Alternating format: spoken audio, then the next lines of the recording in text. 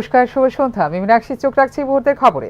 ৭ মে জঙ্গিদের ওপর আক্রমণ করা হয়েছিল, কিন্তু পাকিস্তান সেনাবাহিনী এটিকে নিজের লড়াইয়ে পরিণত করে। সেজন্যই আমাদের সাড়া দিতে হয়েছিল বলে সোমবার সাংবাদিক সম্মেলনে জানিয়েছে ভারতীয় সেনা। ভারতের প্রতিরক্ষা ব্যবস্থা ভেদ করা অসম্ভব। পাকিস্তানের ছোড়া চীনা ক্ষেপণাস্ত্র ব্যর্থ হয়েছে বলে সাংবাদিক সম্মেলনে জানিয়েছে ভারতীয় সেনা। ভারত ও পাকিস্তানের মধ্যে যুদ্ধবিরতি ঘোষণার পরেও এখনও সক্রিয় অপারেশন সিঁদুর।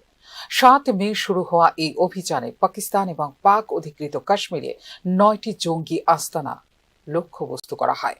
বর্তমানে চলছে দুদেশের মধ্যে ডিজিএমও স্তরের আলোচনা। সোমবার অপারেশন সিঁদুর এবং ভারত ও পাকিস্তানের মধ্যে বর্তমান পরিস্থিতি সম্পর্কে তথ্য দেওয়ার জন্য একটি প্রেস ব্রিফিং করেন ভারতীয় সেনাবাহিনীর ৩ প্রধান। ভারতের লড়াই জঙ্গিদের সঙ্গে, পাক সেনার সঙ্গে নয়। তবে জঙ্গিদের পক্ষ নেওয়ার পাপের ফল ভুগতে হয়েছে পাকিস্তানকে। আমাদের জবাবে পাকিস্তানের যে ক্ষতি হয়েছে তার জন্য ওরাই দায়ী বলে সাংবাদিক বৈঠকে পরিষ্কার ভাষায় জানান ভারতীয় সেনা।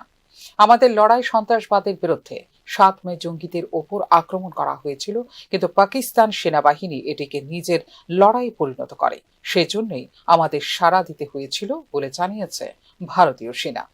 আমাদের লড়াই সন্ত্রাসবাদ এবং জঙ্গিদের বিরুদ্ধে। তাই আমরা প্রথমে জঙ্গিদের আস্তানাগুলিকে আক্রমণ করেছি, কিন্তু পাকিস্তান জঙ্গিদের সমর্থন করার উপযুক্ত মনে করেছে।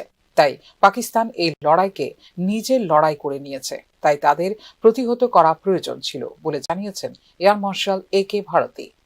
আমরা সন্ত্রাসবাদের বিরুদ্ধে ব্যবস্থা নিয়েছি। ভারতের প্রতিরক্ষা ব্যবস্থা ভেদ করা অসম্ভব। পাকিস্তানের ছোড়া চীনা ক্ষেপণাস্ত্র হয়েছে ব্যর্থ, জানিয়েছে তিনি। আমরা চীনের ক্ষেপণাস্ত্র PL-15 ভূপাতিত করেছি। একই সময়ে লেজার বন্দুক দিয়ে পাকিস্তানি ড্রোনগুলিকে গুলি করে ভূপতিত করা হয়েছে। এছাড়াও আমাদের বিমান প্রতিরক্ষা ব্যবস্থা ভেদ করা কঠিন। গত কয়েক বছরে সেনাবাহিনীর আধুনিকীকরণ করা হয়েছে বলে জানিয়েছেন এয়ার মার্শাল AK ভারতী। दोस्तों, हमारी लड़ाई आतंकवाद और आतंकवादियों के खिलाफ थी। इसलिए 7 मई को हमने केवल आतंकवादी ठिकानों पर ही हमला किया था। पर अफसोस इस बात का है कि पाकिस्तानी सेना ने आतंकवादियों का साथ देना उचित समझा और इस लड़ाई को अपनी लड़ाई बना ली। इस परिस्थिति में हमारी जवाबी कार्यवाही अत्यंत आवश्यक थी। We have talked about the loiter munitions and the unmanned aerial systems, and here are some of the glimpses of those systems which we have brought down. To your right, with the right undercarriage or the wheel, you can see is the Yeeha system, which is of Chinese origin with Pakistan. You can see some quadcopters and you can see one odd Sonka drone hanging by the wire. All these have been brought down by our trained crew and air defense system. Operation সিঁদুরের কর্মকাণ্ডকে একটি প্রেক্ষাপটে বুঝতে হবে। এখন অসামরিক, নাগরিক এবং পর্যটকদের লক্ষ্যবস্তু করা হচ্ছে। পেহেলগাঁওয়ের মধ্যে এই পাপের ঘোড়া পূর্ণ হয়ে গিয়েছিল। আমরা নিয়ন্ত্রণ রেখা অতিক্রম না করেই এই পুরো অভিযানটি পরিচালনা করেছি। তাই শত্রু কি করবে সে সম্পর্কে আমাদের সম্পূর্ণ ধারণা ছিল। তাই আমাদের বিমান প্রতিরক্ষা সম্পূর্ণরূপে প্রস্তুত ছিল বলে জানিয়েছেন লেফটেন্যান্ট জেনারেল রাজীব ঘাই।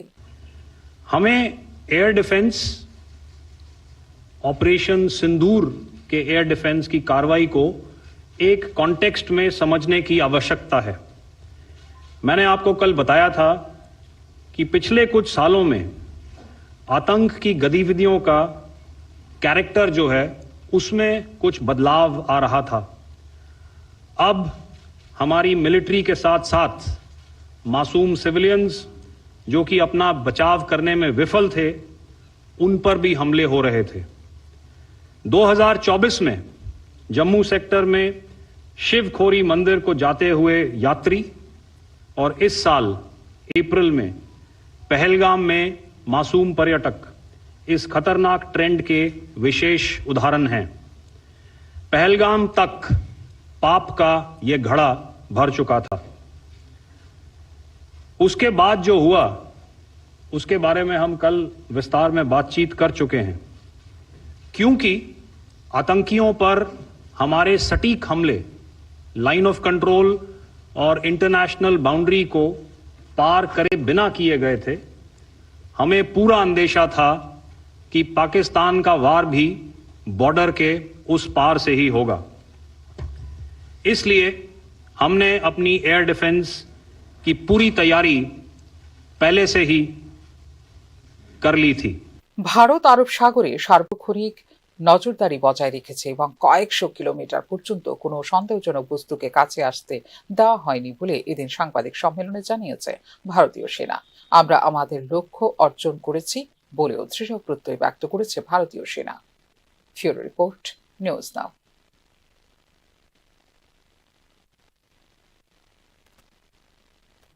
সামান্য ঝড় বৃষ্টিতেই বিদ্যুৎ পরিষেবা বিপর্যস্ত হয়ে পড়ছে বলে অভিযোগ করলেন বামুটিয়ার বিধায়ক নয়ন সরকার।